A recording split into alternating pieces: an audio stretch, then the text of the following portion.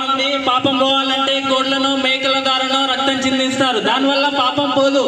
పాపం పోవాలంటే పరిశుద్ధుడైన దేవుడే ఈ లోకానికి వచ్చి రక్తం చిందించాలి. ఆ దేవుడే ప్రభు అయిన యేసుక్రీస్తు.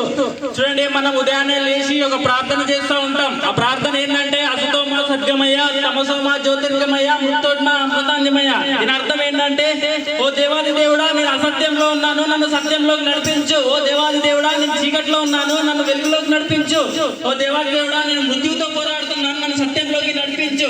ఈ ప్రార్థన అన్నిటికీ జవాబిచ్చిన వాడే ప్రభు అయిన యేసుక్రీస్తు. ఆయన లోకానికి వచ్చి నేనే మార్గము, నేనే జీవము, నేనే సత్యం అని చెప్పాడు.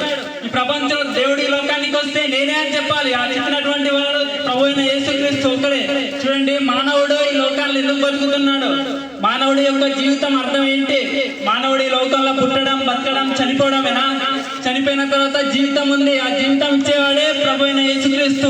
చూడండి, ఈ లోకంలో అందరూ పర్మనెంట్ కాదు. ఈ లోకం శాశ్వతం కాదు. పరలోకం ఒక్కటే శాశ్వతం. చనిపోయిన తర్వాత 2 స్థానాలు ఉంటాయి. ఒకటి పరలోక రాజ్యం, నరకం. పరలోక రాజ్యానికి వెళ్ళాలంటే ప్రభు అయిన యేసుక్రీస్తు ద్వారానే మనం వెళ్ళగలుగుతాం. మీరు ఎక్కడైతే ఉన్నారో అక్కడే మీ పాపాన్ని మీరు ఒప్పుకుంటే, ప్రభు అయిన యేసుక్రీస్తుని మీరు సొంత రక్షకుడు అంగీకరిస్తే ఆయన మీకు శాశ్వత కాలమైన పరలోక రాజ్యాన్ని ఇస్తాడు. చూడండి, ఈ లోకంలో ఈ కాస్ట్ ద్వారా, డబ్బు ద్వారా మనం ఈ లోకంలో రక్షణ పొందలేము. రక్షణ పొందాలంటే ప్రభు అయిన యేసుక్రీస్తునే మీరు సొంత రక్షకుడిగా అంగీకరించాలి. చూడండి, ఈ లోకంలో ఎంతో మంది చనిపోతున్నారు. మీరు చూస్తున్న వాతావరణాలు కూడా యుద్ధాలు ఎన్నో జరుగుతున్నాయి. వీటన్నిటినీ సూచన బట్టి ప్రభు అయిన యేసుక్రీస్తు ఆయన మళ్ళీ ఈ లోకానికి రాబోతున్నాడు. ఆయన చనిపోయి 3వ దినాన తిరిగి లేచాడు. ఆయన ప్రపంచానికి సవాల్ విసిరాడు. ఓ మరణమా నీ ముల్లెక్కడ, ఓ మరణమా జీవం ఎక్కడ అని. ప్రతి ఒక్కరు యేసు ప్రభుని సొంత రక్షకుడిగా అంగీకరించండి. ప్రపంచంలో దేవుడు అనేవాడు అంటే అది ప్రభు అయిన యేసుక్రీస్తు ఒక్కడే. దేవుడు మీ అందరినీ దీవించింది. ఎందరైతే ఈ నా మాటలు వింటున్నారో మీ అందరికీ ఒక గొప్ప శుభవార్త. ఏంటా శుభవార్త అంటే యేసు క్రీస్తుని కూర్చున్న శుభవార్త. ప్రభువైన యేసు క్రీస్తుని కూర్చున్న శుభవార్తను మీ మధ్యకి తీసుకొచ్చి ఉన్నాం.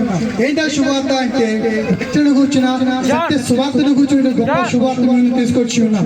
ఈ లోకంలో ఏదో శాశ్వతం కాదండి. మీరు చూస్తుంటే ప్రతి ఒక్కటి ఏ అంశం కూడా శాశ్వతమైంది కాదు. మీరు ఏదో ఒక రోజు ఈ యొక్క భూమి నుంచి, లోకంలో నుంచి మీరు వెళ్ళిపోక తప్పదు. అంటే శాశ్వతమైంది కాదు. మీరు ఈ యొక్క భూమిలో నుంచి మీరు వెళ్ళిపోక తప్పదు. నిజంగా చెప్పాలి అంటే మీరు ఏదో ఒక రోజు చనిపోక తప్పదు. అయితే ఆ రోజు రాకముందే ప్రభువైన యేసుక్రీస్తును తెలుసుకోవాలని ఎంతగానో ఆశపడుతూ ఉన్నారు. ప్రభువైన యేసుక్రీస్తు వారు 2000 సంవత్సరాల క్రితం లోకానికి వచ్చి ఉన్నారు. ఆయన కల్వరిలో మన పాపాల కోసం మన కోసం ఆయన చనిపోయి ఉన్నాడు. 2 చేతులు చాపి ఆయన కల్వరిలో చనిపోయి ఉన్నాడు. ఆయన పొందిన దెబ్బల చేత మనకి స్వస్థత విడుదల కలుగుచున్నది.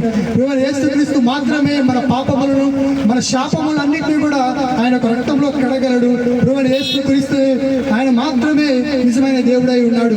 అయితే ఆయన చెప్తున్నాడు కదా, నేనే మార్గము, నేనే సత్యము, నేనే జీవము అని చెప్పేసి చెప్తున్నాడు. దేనికి మార్గము అంటే పరలోక రాజ్యానికి, అంటే స్వర్గానికి ఆయన మార్గమై ఉన్నాడు, జీవమై ఉన్నాడు, సత్యమై ఉన్నాడు. నీవు ఎప్పుడైతే ప్రభువైన యేసుక్రీస్తుని తెలుసుకొని ఆయన నిజమైన దేవుడు అంగీకరించినప్పుడు ఆ యొక్క పరలోక రాజ్యంలో, ఆ యొక్క స్వర్గంలో, ఆ యొక్క మోక్ష రాజ్యంలో నీకంటే ఒక స్థానాన్ని ఆయన ఏర్పరుస్తాడు. యేసు ప్రభువే నిజమైన దేవుడు. ఈ మాటలు దేవుడు యొక్క జీవితం అర్థం ఏంటి? మానవుడి లోకంలో పుట్టడం, బతకడం, చనిపోవడమేనా? చనిపోయిన తర్వాత జీవితం ఉంది. ఆ జీవితం ఇచ్చేవాడే ప్రభు అయిన యేసుక్రీస్తు. చూడండి, ఈ లోకంలో అందరూ పర్మనెంట్ కాదు. ఈ లోకం శాశ్వతం కాదు. పరలోకం ఒక్కటే శాశ్వతం. చనిపోయిన తర్వాత 2 స్థానాలు ఉంటాయి. ఒకటి పరలోక రాజ్యం, నరకం. పరలోక రాజ్యానికి వెళ్ళాలంటే ప్రభు అయిన యేసుక్రీస్తు ద్వారానే మనం వెళ్ళగలుగుతాం.